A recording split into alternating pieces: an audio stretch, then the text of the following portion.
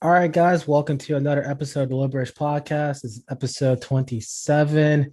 We are in a good mood today. I'm celebrating Arsenal. Let's go European Super League. Uh, look, we were supposed to do like a Derrick Chauvin guilty verdict reaction video. Again, we're busy. We have jobs. We're in school. We don't get paid for this. We're sorry. This is going to be the reaction You podcast. pay Carlye though. We pay Carlye. Yes. It's her podcast. So Yeah. like so this is going to be the Derrick Chauvin reaction video or reaction podcast. So let's get into it, guys. So Derrick Chauvin got a guilty verdict on all three counts. So he's probably going to go to jail for, I think the minimum will be 29 years, but the max might be 40 years if I'm correct. Mm-hmm. So how are you guys feeling once you heard those guilty verdicts? I think we talked about it last week. I think me and Marcus both kind of agreed it was like well deserved, and it needed to happen. And I mean, I was really like I was expecting it because I felt like it was kind of like I didn't see how it wasn't going to go that way. So I was kind of happy because I feel like for a lot of us, we were kind of like waiting to see what would happen. So I'm just glad that he's being held accountable. I think we're a long way from justice. A lot of people like to use that word. I don't feel like that was justice. I think that's just a murderer being held accountable for a crime that he committed that was like heinous and unnecessary. And I hope that we kind of like start to prosecute the rest of them the same way, because at the end of the day, like this whole situation is very unfortunate. And it really didn't need to happen. So I'm happy, like, maybe his family can get some closure knowing that, justice was served for him. Like he got, like, the person who took him away, like who murdered him, is going to jail. I mean, going to prison. So I'm happy with it. I'm shocked because it like I said before, it doesn't usually go this way. Countless times like blatant murder has gone kind of unpunished and ignored. So I'm just glad that we're starting to finally, I don't even like to say finally, because I don't even think that we could take this one case and like make it a norm, but I'm just glad just like he got what he deserved, because I feel like it was deserved. Yeah, I'm kind of there with you, Carlye, because I was like happy, like I yelled out like yes when it happened, like Yeah. it was like I was watching the Warriors, Steph going off or something, because I was like so happy to see like this verdict come through, but throughout the like later on, it was just like really relief. Like I had a pit in my stomach before the verdict came out, because I was like, what if they just find a way to just fuck up this over? And it was like it's happened so many times where we don't even get to trial. Like they go to indict and they try to change their minds on what they want to do. So I had a pit in my stomach leading up to the verdict. It came out. I was just relieved that the system actually works. I said it was a layup a couple of times before, but this was really like a cut and dry case. There was video there just showing that that Chauvin was on George Floyd's laying on him for 9 minutes. I mean, it just seemed like, how do you get this one wrong? So they finally got it right. It's great. And I thought but we couldn't even like enjoy it really. And I'm sure we'll get to it later, but while this verdict is happening, we see the situation that goes down in Columbus, and it's like, now it's kind of like, can we get more of these kind of complicated cases? Like, what does this kind of mean going forward? Like, yes, we're holding cops accountable between the Chauvin and Walter Scott's killer, but is this same kind of standard going to be applied to other police, or is it still going to be the same old, same old? And that's kind of what I'm a little anxious about going forward, especially, as kind of more details come out of what happened in Columbus. Yes. Ryan, do you have any thoughts you want to add to this? So when the verdict got read, like there was a sigh of relief. And then I thought about that this was a small progress, right? But then I got sad again because we've been making small progress since the 1800s, So when is that time going to come when we're going to get large progress? Like, I'm glad the family of George Floyd got to get justice for their family member, and George Floyd death galvanized something. But George Floyd didn't choose to be a martyr. He didn't He didn't choose any of this, you know. Was that a diss to Nancy Pelosi? It should be, because what she said was disgusting. And like he did this is a regular guy, like, you know, he like did sacrifice his none life. of none of this is gonna bring George Floyd back. Like take away strip it down to everything that George Floyd case meant to the race, strip it down to this. That was a human being that lost his life in a situation where he shouldn't have, you know. And like no amount of time that Derrick Chauvin, I know it's like a consolation prize and like it's a small march, like nobody has ever gotten this far, and after we've seen everything, like Philando Castiles, they haven't got none of that kind of justice, none of that, you know. So it's like, I want to celebrate, I want to be happy that you know we got one. Like we basically got one, but it's like, yo, it's like a throwing a bone to us, like, you know, like bro, like George Floyd is just one person of a million that has gone through it, like, you know. And it's sad that it's that one, that it's only one so far, like, and like it, you can't celebrate. Like I can't celebrate, I can't really be happy because he's gone, like, you know, like kids without their kid growing up without their father, and all of that stuff, like, you know, like that on a granular level. I don't know if anybody else here experienced death like before, like of a close person.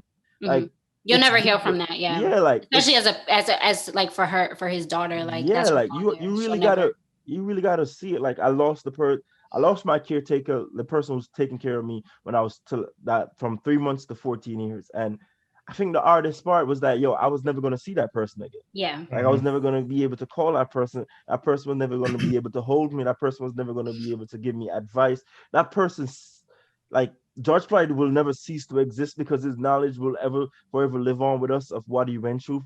Like, but he ceased to exist as a person because some guy went on a power trip, you know? And that's why I really can't celebrate. Like I want to be happy, but there's nothing to be happy about, you know?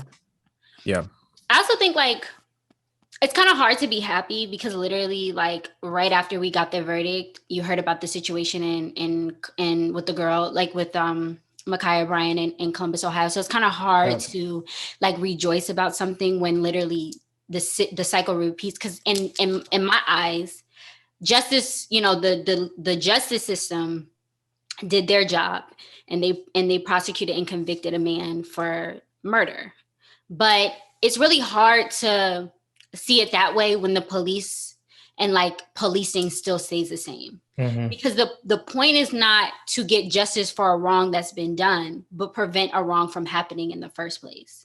Correct. And a lot of us see it, a lot of people saw it as like, oh, justice is when something like this doesn't happen again. Like this was the lesson and this will never happen again.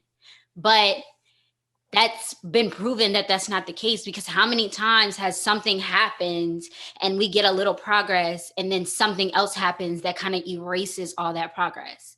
You know, to be Black in America is a beautiful experience. You know, I'm very proud to be a Black woman, but at the same time, it's like, how many times do we hear about someone just living their life or them just existing and being Black, and then it's just like they're dead, you know? So for me, it's a small plate. It's a small victory, and there's so much more work that needs to be done. And I feel like the work shouldn't come after the fact. It should be actively working to prevent things like this from happening. And I'm gonna say it like I say it all the time. I don't really feel like it's gonna stop until like until police start to understand like there's so many ways to de-escalate a situation. And in George Floyd's case, I don't even feel like there was any de-escalation that needed to happen, because I don't really feel like it was a situation to begin with. Like this was all over a supposed alleged counterfeit $20. There was a guy there. He was on the witness stand, elderly guy. He was actually trying to de-escalate the situation. So he was pretty much doing the job of the police. And he's just a regular civilian dude. And it's like, why? And then there's another person who had to call the police on the police. Like, you know, so I just feel like, and then again, you know, and like to reiterate, I think it's so ironic how, you know, even if you look at the situation that I just talked about in Ohio, it's like you can't even call, as a Black person, you know, even as a kid. Well, I know, like for me, I'm sure that language has changed now, but it's like, you know, you're taught as a kid, like if there's a fire, you call the fire department. If there's a problem, if you're in danger, if you need help, you call the police. And that rhetoric has had to change for Black people, because it's like you can't even call the police when you're in need anymore. Like you have to really think about, like, you know, like as Carly's saying, like if a person called the cops on a Black person for doing a non-violent act, that's Matter an of life or attempted, death. that's an attempted murder. Yeah. Like you have to really look at it, and that's sad. And you know, like, and not to go too far too quick, but we've been going through this for so long, like, you know, like for years, and nothing has been done. Like the George Floyd died last year, like May or something. Yeah. June. Yep. June, Mhm. right? Yeah. They have tried to pass a George Floyd bill for so long, and it's still stuck. Can't move it past anywhere. You know, like we have seen bills like this come out of Congress, bro. They hate Black people so much that they can't. That whole since the beginning of existence of this country, about 300 anti-lynching bill has been tried. They tried to pass, and none of them has ever passed. Right. A simple acknowledgement of the fact that we're a human being, and like we deserve to not die that way, has problems being passed, you know? And you can't say it's not hypocritism, because the issue of anti-hate that came from the COVID situation originated in China, and the rise in Asian hate. We saw a bill pass with only one senator opposing. And that was Josh Hawley. And everybody know that he's a crazy that trying to appeal to the Trump base. Yeah. That passed in record months. Yeah. It's funny because, like, even now in the past, like I used to always feel like we have to like protect like Black men, you know, like we have to like do our part to make sure that Black men are safe and that they're not, you know, like just simply killed and mistreated and locked up just because they're Black. And now it's like I have to fight for like my like Black men and Black women. Like I fear for myself nowadays. And it's sad. And like Ryan said, you know, I just said this. I said, you know, if you need any other example that America hates Black people, the passing of the, you know, anti-Asian bill was enough for me. Because I'm not trying to knock Asian hate. You know, I understand there's been a rise in hate crimes against Asian people since the beginning of the pandemic, because, you know, Trump used Chinese virus a lot and kind of insinuated that it came from China and Chinese people are responsible for this virus. But it's nothing compared to the hundreds of years, like from the beginning of like the minute we step foot in this country, it has just been nonstop trying to undermine us as human beings. We had to fight to even be acknowledged as human beings. Right. Yeah. Every part of a Black African American history, Black history, is about fighting for equality, like fighting for a seat at the table, fighting for a place, fighting for acknowledgement. Yep. And it's like, we're not asking for anything crazy. We're just asking to just be seen as human beings. If you don't like me because you don't like me, that's fine. But don't let me being Black be the reason why you don't like me. Yep. And that's the point that I'm trying to make. It's like, yes, do people do bad things? Are people not kind people? Yeah, everyone is like that. In every race, no matter where you go, you have people that are just like nasty, foul, that you might not like. But to be like seen, like people, like to just see people being killed like they're animals and disposed of and forgotten and nothing comes of it is very hurtful. And you know, and even now, it's like hard. It's really hard to even receive and watch the news or hear about things, because you grow, you get tired, but then you get numb. Yeah, you get numb to it. It's a very scary You're feeling. like, what can you do? What can you do? Like, we protest, we fight, we ask for, you know, bills to be passed. We have meetings with like legislators and senators and stuff like this. And just, it's like, okay. And then you turn around, you turn on the news, and it's one more person. Well, like, kind of going back to what you were talking about, like, what can we do? We protest, we do all this stuff. I was talking to like my girlfriend over the weekend about this. You know, whenever Black people ask for help or anything like that, we don't really get it. You know, when we're asking for the federal government to send us like a law to help protect us, we don't get that. But we do get laws to kind of restrict us and silence us and punish us. I think we talked about this last podcast. Florida, here in this state, right before the verdict, the state passed a law where, like, if you're out protesting, let's say all four of us are out protesting, and Yao comes out, he breaks a window, all of us can go to jail for felony charges, right? I think Oklahoma just signed a law where basically, if a driver is trying to quote unquote get away from a protester, they can hit you and kill you, and That's that's it. kind of like it's even kind of like the mechanism they use with like murder, like felony murder. Like if you're in the car and your friend goes in the store and like robs the store and shoots somebody, just because you were in the car, like now you're a part of that. And I think it's just like another tactic to get people to understand, like, even associating with someone that wants, you know, like even just the mere association. Or it's just funny to me how when it's everybody else, it's like you have the right to protest, you have the right to, you have freedom of speech, you have the right to assemble, like you have all these rights. And like now we have like rights, quote unquote, that we're supposed to be afforded. But then even that's challenged when you try to exercise like these, like even now with this whole fight with voter suppression, it's just like you're trying so hard to stop people from speaking up against like injustice and blatant murder. And it's honestly, this might sound dramatic, but it's almost like a genocide at this point. To the point where it's like there's no valid reason why you're doing it. You're just doing it. So I understand that. I really understand that feeling. Especially like hearing like the numerous cases. Like for example, there's a NC shooting that's going on where cops aren't even really seeing the body camera footage. I think they just did only 20 seconds of it. So I do understand like that, like what can we do that help us this feeling. I do kind of want to bring it back and just like want to talk about like my thoughts and opinions on like the overall the trials and stuff. I was very happy. I was like Marcus. I gave the fist pump. I was like, yeah, we got this. I kept like checking my phone to see like what it was. I didn't even know that all three were on the table. I thought we were gonna get one out of the three. So I was really happy about that. You know, very happy to see like the people celebrating the streets. You know, like, you know, this is a good feeling.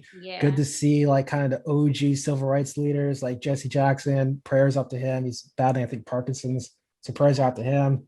Who else was out there? Reverend Al Sharpton was out there too, man. So it was good to see like the OGs were out there and like they're talking about the trials. Kamala Harris gave a really good speech. I was really nervous that they were going to pull a Van Jones like moment where they were going to say like this is the defining moment, like this is the point that's going to change us. They didn't. Crying, the tears.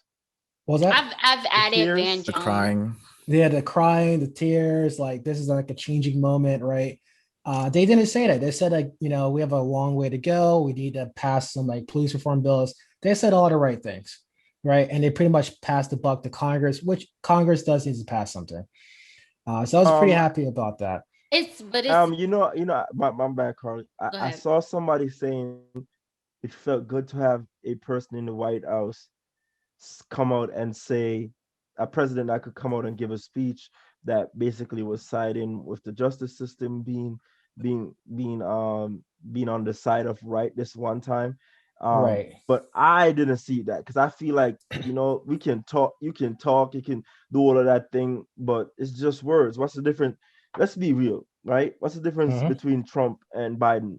Biden talks about it, Trump ignores it, but nobody does anything about it. So until like he passed something or pushed for something, you can remember, if you guys remember, when they did that call with the civil rights leader when Biden just got elected, and the civil rights leader the people who got Biden elected and got Biden all that money wanted Biden to do something, and he told them straight up, we're not going to do police reform. That's not something that's on the agenda right now because it's too controversial. Yeah. Yeah, I would Life is I too would push back on that controversial. though for a second. Because Biden did come out and make a point that he is pushing for the George Floyd bill to get passed, even though it doesn't really have a chance. How So- hard are you, how hard is he pressing? I mean, who's he going to get 10 votes from, Ryan? I to this be is fair, kinda he like- came out. Yeah, and another point too that I want to say is that like people like will point to the president, like, oh, what has he done? What has he done? One of the big things that a president does, anyone who's at the top of an organization, they have to make people feel good, even if it's just words. It's not just words. They have to kind of make people feel some sort of confidence, some sort of feel something. Marcus, I feel better about their country, and I think that Biden goes up and does that versus what Trump does, where he just kind of poo-poos it or doesn't mention it at all, and that does something for people. Maybe it doesn't do something for you because you kind of have a different. You're looking at the system from a right place. I think as a black man, like, oh, this is a system that's still out to get me. But I think there are other people who will listen to Biden's words and say, oh, there's actually something to that. What he's saying. This makes me feel better about where my country is going, even if there's still a long way to go. May not do. It's not a message for everybody, sure. But I think it's a message that's going to get out to a lot of people that people are going to agree with. And I think that that's not nothing. To treat it like it's nothing is kind of really do it a disservice. I say it's nothing because words without action is dead. Like I don't know about that. Words because matter. Why do you think the people raided the Capitol in the 6th? Because of words. Why words matter? Words matter. But I'm saying in our case, right? Rhetoric they matters. raided the Capitol. They did all that based on Trump's word, right? On rhetoric, yeah. What you just said doesn't matter. How much presidents have come out in favor of like treating black people good, come out in our corner, try to back us on everything. But what substantially have happened since then? Nothing. So I would disagree with that, man. I know for a lot of old heads that are like, it's a lot better living now. Like life's gotten a lot better now than it was like, back in the 60s or 70s or 80s. I'm not you're this is the thing. You're taking that little progress and saying okay, but we could go. I'm not saying okay, I'm saying that it's not nothing. You're saying it's nothing. You came out and said words are nothing. Because if you're gonna just come on here and like say, oh, blah blah blah, you stand with black people, you're standing with, it's like the organizations that are the companies that are the corporations that are pandering. You're standing with us, but you're not doing nothing. Your words are not doing nothing. You guys are both right. Like for me, I think I see like I'm kind of stuck in the middle because like I really feel like in this country more needs to happen than just bills being passed, because see, like I see things, and I literally just did a whole presentation on this. And America, like, it's bigger than just one situation. Like in every avenue, there needs to be change for Black people, like education, finances, police reform, community liaisons between police and communities. Like it needs to be a whole new system. The system that we have now doesn't serve us, and it wasn't intended to serve us. So in retrospect, the system's doing exactly what it's supposed to do, because it was never designed to protect us or even consider us. But at the same time, I feel like words do matter, because it's like I would rather someone, and again, we kind of touched on this when we talked about pandering, but I think in any situation, like when there's someone at the top and they're kind of like supposed to like kind of delegate and speak for the people or represent the people, you want to feel acknowledged. Like for me, it's like, okay, yeah, words don't matter without action, but then a person not even acknowledging that something going on is also not good either, because it's like you're not even thinking, it's not even on your mind, like it's not even worth a mention, it's not even worth a conversation. So for me, it's bigger than words, and it's bigger than laws. It's really about doing the work to change the system. Like we keep talking about like defund the police. No, like, yeah, we need to defund the police, but we also need to get rid of the police system that we have now and get a new one. Taking money away from the police is not going to do anything in the way that people think it is. Like people think like take money away from the police, they'll get their shit together. No, they'll just have less money. They're not going to stop. You'll still have the same actors. You'll still have the same actions. Yeah. It'll just be less money. They'll have less, they won't have the money to buy these new fancy, Teslas for police cars or do all this extra stuff, but they're still going to act the same way. They have Tesla police cars? Tesla was So testing out like police cars for cops. Okay. I think that's out in California. yeah, All right. but Sorry, it's that like, sounded nuts. But all right. yeah, like they have all these gadgets, and then they have like money for these little pet projects for different things. So it's not about money. And I think a lot of people, yeah, hold on, y'all. I think a lot of people think throwing money at the situation or taking money or money or laws or, these are like, they're like kind of like trigger words. Like, oh, we'll pass a law or we'll defund. But it's like, it's bigger than that. And I do feel like Black people in this country have been used to just getting a little bit, that we think a little bit is a lot. But it's like, we can have so much more if we all like push for it. Like, we can't have like this one thing. We can't take like one verdict out of thousands of other cops who have gotten away with the shit that they do and say we're on to something or a new day is coming or change or justice. It's not. Especially because if this happened to any other group of people, it would be like, let's do something about it. We have to, no. All right. So producer Yal wants to chime in here. So Yal, unmute yourself. Appreciate it. Yeah, I just wanted to make one point. I feel like when they say they want to limit the amount of money that cops are having or defund the cops or police, let's look at like what happens. Like let's look at like what happened recently in New York, where they're deploying robotic dogs, like the DARPA dogs. Like, where'd you get the money for that? Exactly. Exactly. So it's like I think one of the main issues that like I would like to see addressed, at least when it comes to money and funding the police and all that, is like cops are having a lot of militarized equipment that looks like it's meant for war in a foreign country where it's like actual serious conflict, and they're using it on us, like on civilians, Black populations. Yes. So kind of to like feed off of that point, I think one criticism to Joe Biden is that President Barack Obama signed an executive order to kind of stop that practice of the military selling weapons, not weapons, but military vehicles to police departments. Obviously, President Trump overturned that. And I want to say, I mean, please fact check me, but I want to say Biden has not signed that executive order to kind of reverse that, to stop that practice altogether. So, no, yes, and it's one thing that's come up. I was reading a review of his first 100 days. It's something that's on his bill, something that he said he would do, and for whatever reason, he hasn't signed it yet. But it's something that's on his desk that he can do, that he said that he's shown a willingness to do.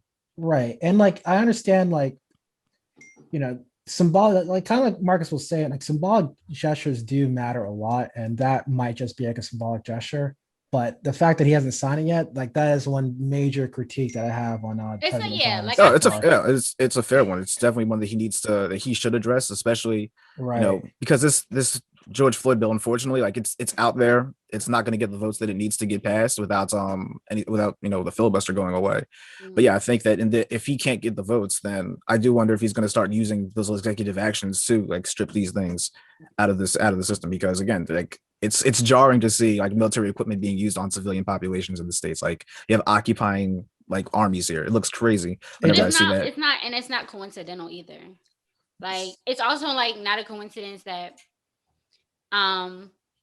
like even for example, like when there's like protesters, and then it's like sometimes the conversation of like the National Guard or whatever, like police, like presence and stuff, is just, the response to I feel like the response to that is always like, there's people protesting, we got to get it under control. But it's like you could avoid an outrageous amount of people coming out to protest if you stop doing the shit that they're protesting about, so, and I feel like that's in this country, that's not even an option. Like, it's like, you'll do everything else to control protesting except prevent protesting from happening in the first place. And that's my problem with this, like with everything that's going on, is that it's always a forethought. Like, let's fix it after the fact. Let's not do anything to prevent it, or let's not address the issues that are causing this. Let's just clean it up once it gets out of control. And their version of cleaning it up is just, let's get more cops. Like, cops are not the problem in the situation, So it's like, it's very ironic to me how your response to police brutality protest is adding more police, and then militarized police at that, who come out with like all this equipment. And then you have like the National Guard, like I believe like last week wasn't the National Guard is supposedly supposed to be deployed or something, like just in case things got out of control. I don't remember like the specific. The governor called for them. That should, that shouldn't even be like an option. Like maybe if we had the right conversations and said like, you know, this is getting out of hand and like we can't stop until it ends. And I'm not saying like we have to protest about everything because, you know, it's bigger than that. You know, like we protest about all the things that we are outraged about and what comes of it. It usually dies down after a while or whatever, blah, blah, blah. But everyone's response is like quick fixes. It's like Band-Aids. It's like, you know, like putting a Band-Aid on a wound or whatever. Like you're not fixing it. Like you're just doing a temporary fix or you're just doing it to appease Black people or just, you know, kind of quiet things down or calm things down for a moment until something else happens because something else is always bound to happen. Rather than saying, you know what, we see a pattern. Community, like the community and police don't have the best relationship. Why is that? Mm-hmm. What can we do to bridge this gap? Or what is the cause? Like, what is the cause? And like, what's going on? Mm-hmm. That's not even addressed. And because it's like, they don't want to stop doing that. That's not an option for them. And that's the shit that pisses me off the most is that the real issues are never addressed. It's just temporarily fixed or appeased or, you know, like we'll give you something to calm down and then. Or the gaslighting that comes too, where it's like, oh, this isn't really an issue. Or, oh, I love when people throw out the stats that more white people get shot by cops. So it's like, no shit. They're a larger part of the population. Yeah. People, all these smart people get real dumb when they start using statistics to like defend these points. But it's something that you'll see it all the time. And, you know, I think about how another one of the kind of anytime there's any sort of progress in this country, it feels like there's always like you always want to take 2 steps backwards or do something regressive. Mm-hmm. So like in the aftermath of this case, like we see that the video from about George Floyd getting killed kind of results in Chauvin getting convicted, and it's like now you have states and local cities trying to pass laws to make recording cops illegal. And it just goes and it's just one of those things where it's like one of the biggest problems we have is that we have this gigantic criminal justice apparatus that needs to be torn down and rebuilt. And the way that the system that we have is just too big to kind of tear down and make one big sweeping change. And something that's going to take time. And there's just no, like our system is built not to kind of prevent any sort of big, fast changes like that from taking place. And it's one of the biggest frustrations I have. I'm kind of thinking about where to go to next in the aftermath of this. Because again, if they're creating laws to kind of protect cops even more or just keep them or not even address any of the issues that we have, it's like, where does it go from here? Like what can we really do? And when you also have, these kind of built-in blockers that kind of keep any sort of real progress from taking place. So I see where Marcus is coming from, because like if you like, I study like the bureaucracy in grad school, like, and just like the system that it takes to make change. Like, fun fact, a lot of people don't know, it took like 50 years for the government to decide what is to legally define what is peanut butter. So that's just for like one administrative thing. That's how long it takes to get any sort of change. It's a grinding system that takes long for any change or anything to be done. Then you have to go through all of these processes, open up for public comments. It takes a lot to get it done, because I think one of the misconception or miscrude thing about our legal system is that most people think that Congress does the most work.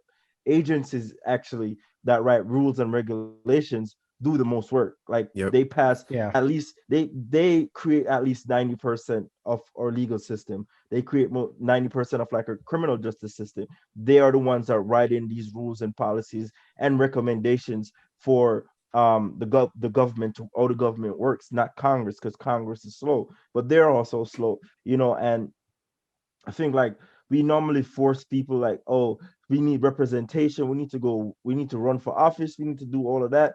But one of those things is that a lot of us aren't in the bureaucracy. Like if you look at the FBI, hiring practices, very racially skewed, mostly white men in G suits, same thing with the CIA, same thing with a lot of these government agencies, a lot of these places that administrative judges that people don't really know about. These positions people don't know about, but these people are like power brokers in our government. If an administrative judge is just three people so it could be like three random people that are so-called expert in their field that the president or Congress selects, and they get to, oversee everything. They have power, they have veto power before your case can even go to the Supreme Court. Like that's how powerful they are. And a lot of people don't know that this kind of it's a lot of miseducation. There's a lot of layers to it. Yeah.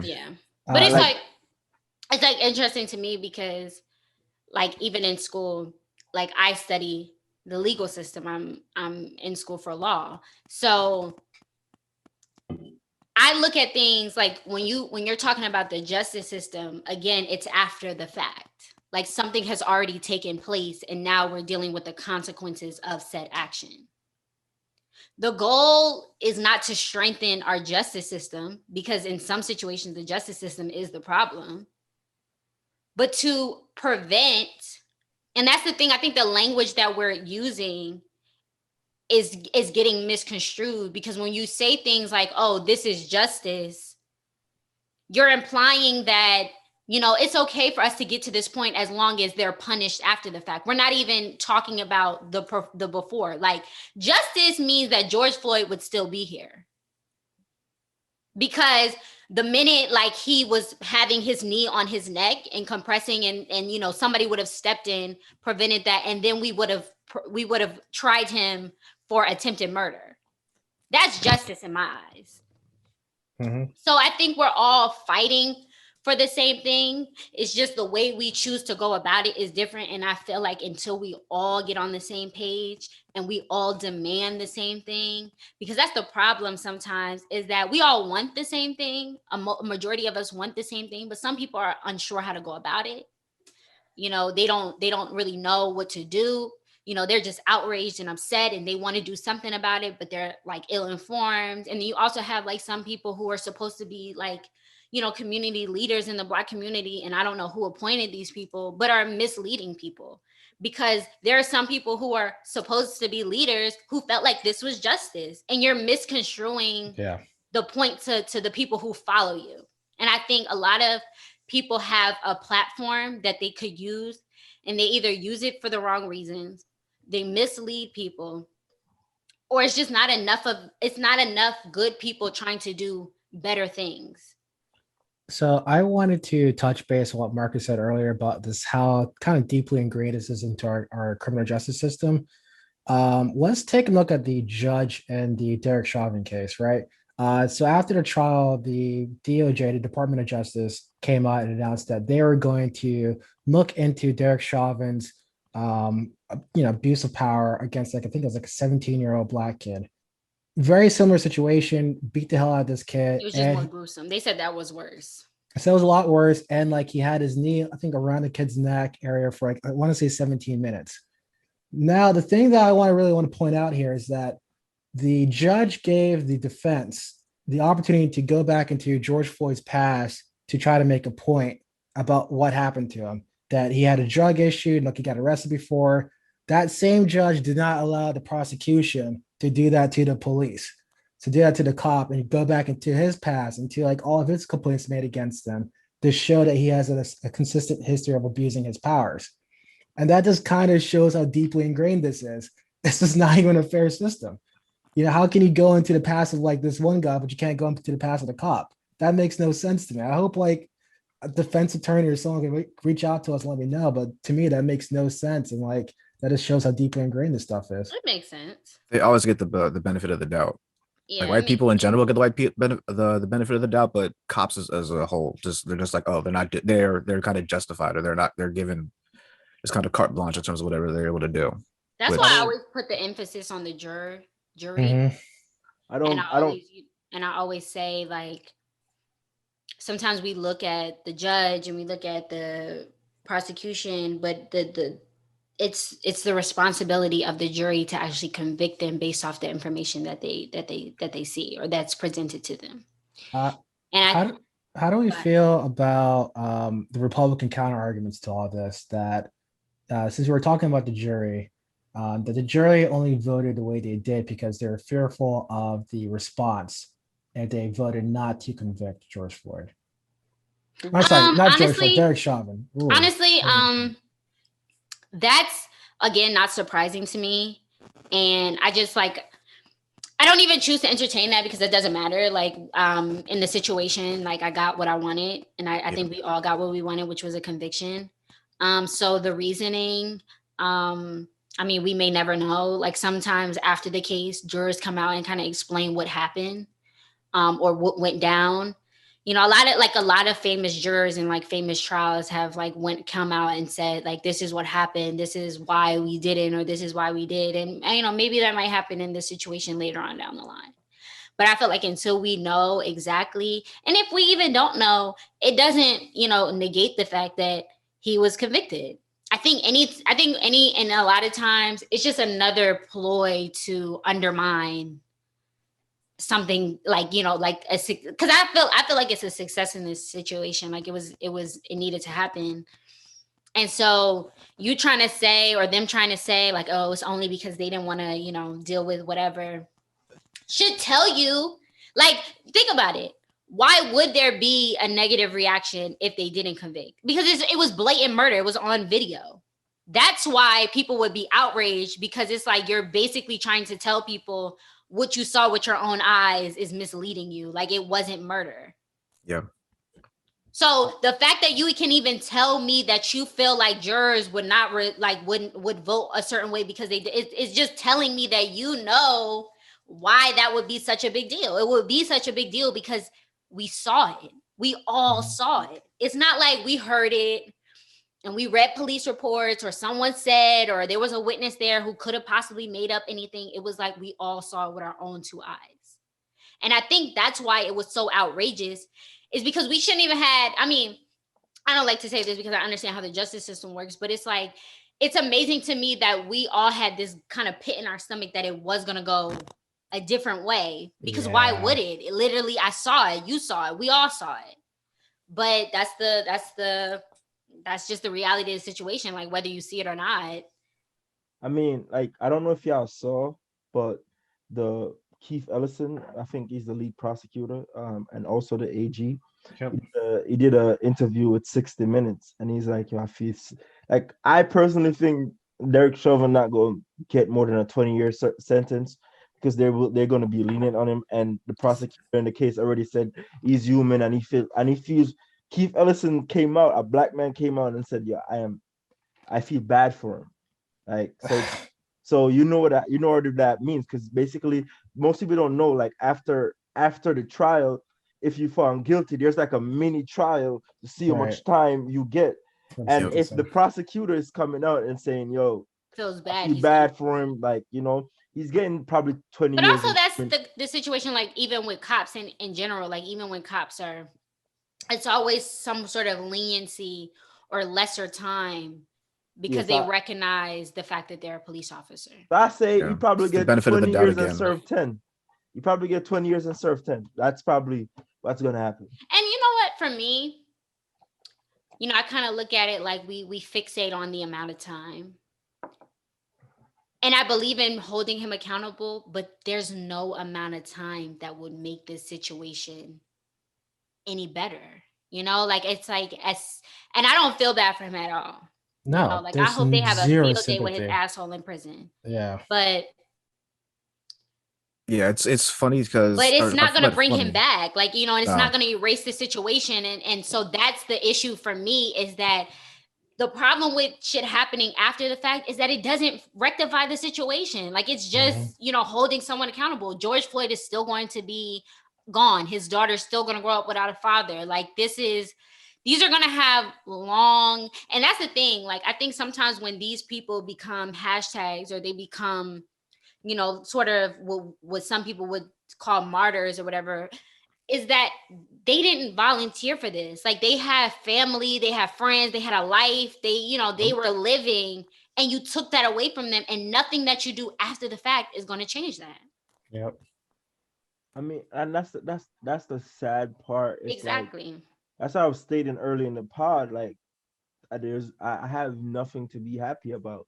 Like, you know, this is just one probably person that they're holding accountable out of probably thousands, you know, of so-called bad apples. Like, how can like, I get that we're supposed to feel a little relief because, you know, George Floyd, the person who killed George Floyd, has been held accountable by the system. But what's an equal punishment for murder? I'm glad you said that. Like, I'm glad you mentioned the bad apple because there's no such thing as a good apple from a rotten tree. Yeah. Well, the police system kind of discourages good apples. But the thing is, the police because system, the police system that we have is the rotten tree.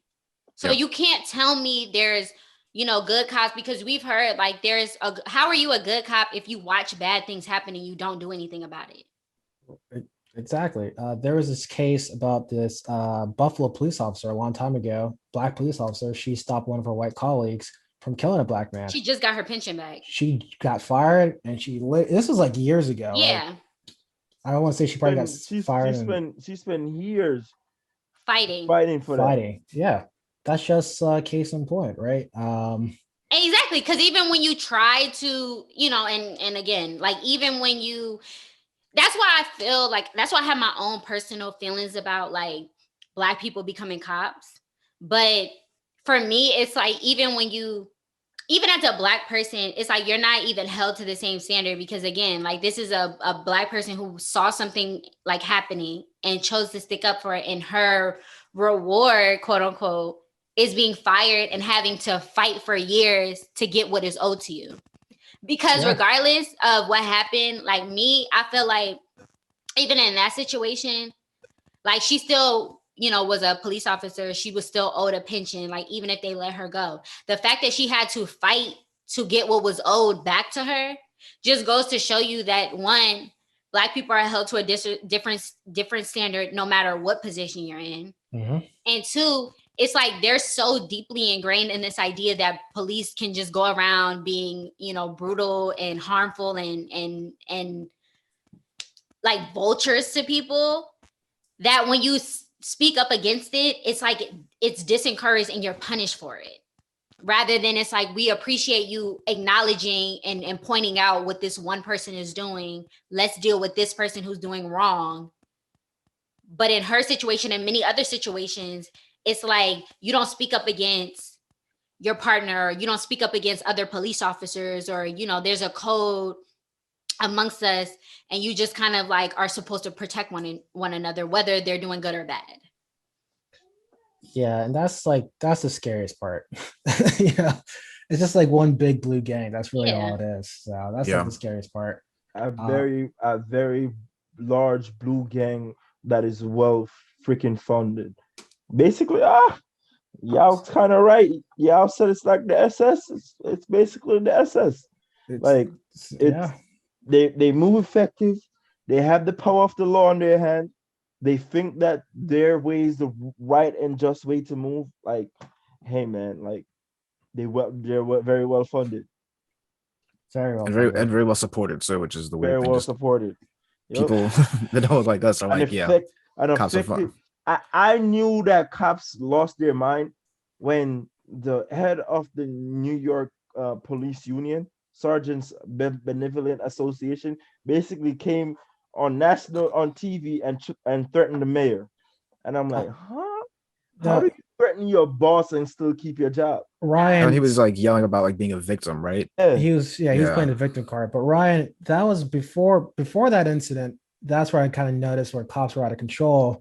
I don't know if you remember where I think it was around, oh God, I'm blanking on his name. The guy that got choked out by the NYPD officer. Eric Garner, right? So when Eric Garner died, the mayor mentioned he has a black son, that cops need to do better, and a police officer died. And so the mayor attended the funeral, and the cops in uniform turned their backs on the mayor. Now, can you imagine like a U.S. soldier in uniform turning their back on like a President Biden or President Trump? People would think there's a coup going on. You can't exactly that. The insurrection. So, it's nuts. You know, that to me, it just kind of showed me like we have no. But that's another thing. That's the sense of entitlement that they have, where they feel like that's like even like, you know, what's funny to me is, and that's actually a contradiction, because, you know, the common like the you know, the military and police are supposedly supposed to be big on respect, but it's only if it's towards them, you know, because it's like if they feel like you said, if like in that situation, I guess they felt like the mayor shouldn't have like spoke about it, or he shouldn't have spoke against, or that's how they took it. So they felt like in response to that, like, let me turn, like, but that's disrespectful. Like, you're not supposed to do that, because at the end of the day, that's your like superior. So Right. It's funny to me how it's like you're supposed to be owed so much, and people in the community, or people who like civilians, quote unquote, are supposed to respect your authority. They're supposed to respect you as police and military figures, but yet you feel like it's okay to disrespect your superior. So it's a contradiction within itself that's laughable to me, because it's like, why are you owed so much, but like you don't even see it the same way? Like, you don't even see where you're supposed to be respectful. Yeah, it kind of goes back to like respect is earned, not given. Exactly. I'm not sure where in this time frame that they thought they earned their respect. Like, I'm sorry, like your training's mad week. You don't really go to training for that long. Yeah. You know, No, it's like like 21 weeks or something. It's bizarrely little training they get compared to the rest of the world. Like, did he even have to do like physical training, or have to do like physical tests after they pass the academy? Because I'm seeing a lot of overweight cops out here in Florida. Based on the cops I've seen in New Jersey, New York, I don't think so. Oh my dude, at the local elementary school, this is huge cop, big boy. He's got his little tactical vest on. It looks like he's wearing like his daughter's like little vest, man. He's that big. It's like, what are you supposed to do? Like, so I just when you're, it's like he ain't gotta run. When you're trained to shoot and not yes, it's like he ain't gotta run nowhere. That. It's like, if you running away from me, I'm gonna shoot you. That's what it is. I have to run after you. Like, I had funny enough, I had a family friend of mine that was when I was younger, that was a cop. And he told me the same thing. He's like, if I'm not chasing after nobody. Like, I was trained to shoot, I'm gonna shoot you. And at the time, I didn't really understand it, but it's like that's how a lot of them operate. Like, that's a wild thing to admit. Yeah. That's a really wild thing to admit. It is. So by the way, since we're talking about police, shout out to Lathan. He won an Oscar for his movie, Two Distant Strangers. It's on Netflix. I saw it, very good movie. Definitely go check it out. It's pretty much kind of what we were talking about. This black guy, normal black dude, he's just trying to get home to go see his dog, and he encounters the police, and it kind of just goes through the several different likely scenarios that can happen. I've seen that. I've seen the preview. What is it called again? Two Distant Strangers. Is it with Keith? I don't see. I suck at actors' names. I'm really bad at this. Keith is from Atlanta. You know what? You watch Atlanta. He was also in Get Out. Yeah. I don't. He was in Judas and the Black Messiah. Yeah. Yes, he was. I don't think he wasn't. I don't think he was in it. That wasn't him. Okay. Yeah, I don't remember. I've seen the commercial, but I can't remember. I don't want. I honestly, I low-key, I'm tired of watching depressing movies, bro. That's another thing. So, my life is already. It's already. I'm not gonna lie. Like, I clicked on it by accident. Let me say something. It's There's a show called Them. Yeah, I heard about it. And I'm gonna tell you one thing. Like, me personally, through my major, like in college, it was because I was a sociology minor. So for me, I had to watch a lot of like Black trauma movies to kind of like tackle the conversation of the Black experience through like being in America, basically. So you watch slavery movies, you watch Jim Crow movies, you watch all these type of things. So and plus America today, oh, Joey Badass, America today is a trauma film in itself, except it's reality. And so for me, I just can't do like Black trauma, because it's just too gory and it's too like relevant today. Like, if it wasn't going on and it was like, oh, some shit that like happened in the 60s, then I would be like, oh, that was but the fact that like shit like this happens on the regular, it's too like, it's really like the new horror film for me. Like, I'm gonna be honest. I'm gonna piggyback. I'm gonna go back to what Carlye said earlier. Like, it's really lit being Black, and I wouldn't have it no other way. But to be Black is a hell of a responsibility, bro. Like, this shit This shit It's is lit, exhausting. but it is not fun at all. Like you're having a good time because you're celebrating who you are, and I think this is The we're living. triumphs, Yeah, and I think we're living in an age where Black people are becoming more conscious of their power course. and their worth. So, but at the same time, like like I know that if I go out, it don't matter. None of the degrees matter. None of the honors that I graduated matter. My job doesn't matter. My high profile corporate job don't matter. Nothing matters. And I still none of that means nothing to a cop who is headstrong. And like I still run the risk of I could try to be a model citizen. But for a Right. Black person, a model citizen means nothing to a cop, you know? Like I always use the Philando Castile situation, because Philando Castile did nothing. He was a model citizen. He said, "Officer, I have a gun in the car and I'm licensed." Uh, And the that thing officer was traumatic. and the officer said he was reaching for it after. And this is the thing you got to understand.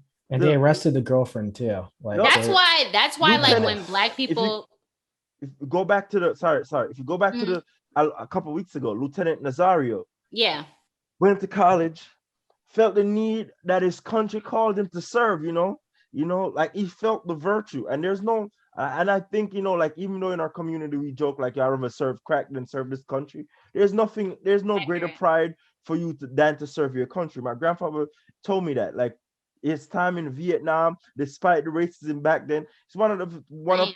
one of the greatest thing that he ever done. What he said was going to Vietnam to fight for his country, and he's proud of that as a Marine. He's proud of who he is, but like And none of that's that a takes a, testament.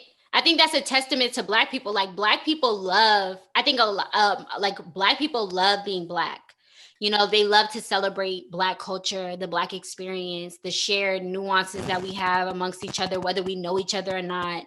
It's like something worth celebrating. like you're right. Like if I walk in a place and I see a Black man, like if I walk into You're gonna anything, do the head nod. if I give you the head nod and you don't head yeah. nod back, I think you're a white person in a Black costume. Yes. So it's like the there's so much beauty in being Black. There's so much strength in being Black, especially me as a Black woman. Like I wouldn't have it any other way. Guys, You know? guys. So I have a funny thing to tell you. When I first moved to Florida, I used to give the head nod, and other Black people never got gave it it back. back. And I got scared. I was like, "What's going on? Is Oh this just is this like a Were you in Get Norfolk Out? and Mason Dixie line? Like, what Yeah. is this? What is this?" It's a Florida man behavior, bro. Yeah. I was So like, I think like even was there even it's even funny to me because it's like Ryan said, I have people, men in my family who have served this country and have told me like it's something that they wouldn't take back. And so I think that just goes to show you, like, I don't think a lot of Black people, I think we hate the shit that goes on in this country, but we recognize that this is our country. Like, we don't have, like, everybody always wants to act like we're strangers in a foreign land, and like if we don't like it here, we could go back. Where the fuck am I gonna go? Ironically, I was born in an army hospital on an army base because my father was in the army when I was born. Like, this is my country just as much as it's anybody else's country. And Black people acknowledge that, and that's why we continue to show up in places and serve our country and whatever that means.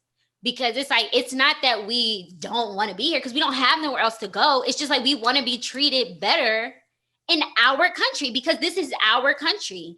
Like, America is truly a melting pot of different people from different backgrounds, from different countries, from, whether you're talking about religion and ethnicity, national, whatever.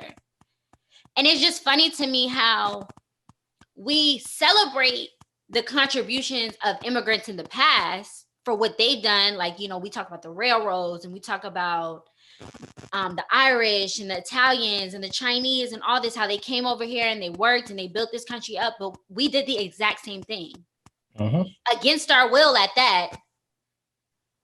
And yet we're not celebrated in the same way. And that's all we want, is just acknowledgement and just to be acknowledged as citizens and human beings. And I really feel like that's not too much of an ask. And the fact that it's 2021 and we're still fighting for basic civil rights, basic human rights in a country that is ours just as much as anybody else's who's a citizen in this country is asinine, and it's ridiculous to me. All right, guys, that concludes the first half of our podcast. I hope you guys enjoyed it. We really wanted to touch upon the Derrick Chauvin case, get our reactions out of it. As you can see, we had like a mixed bag of reactions. Some pretty happy, some pretty frustrated and sad over the fallout from the trial. We wanted to not kind of end this on such like a dark note. So what we did is that we kept potting in our second half, is known as our bonus podcast. So go, please check it out. It's a much lighter mood, funnier. We make a lot of jokes, go completely off script. So please go check it out. So let us know what you guys think. Follow us on Twitter, follow us on IG. Make sure you like and subscribe to this podcast. Help us out. So if you enjoyed what you heard, let your friends and family know about it. Spread the word, help us grow. If you didn't, still like and subscribe to it. Probably tell someone that you hated it so that they can go ahead and listen to it as well. So I hope you guys enjoyed it. Please go check out the bonus podcast. And we're out.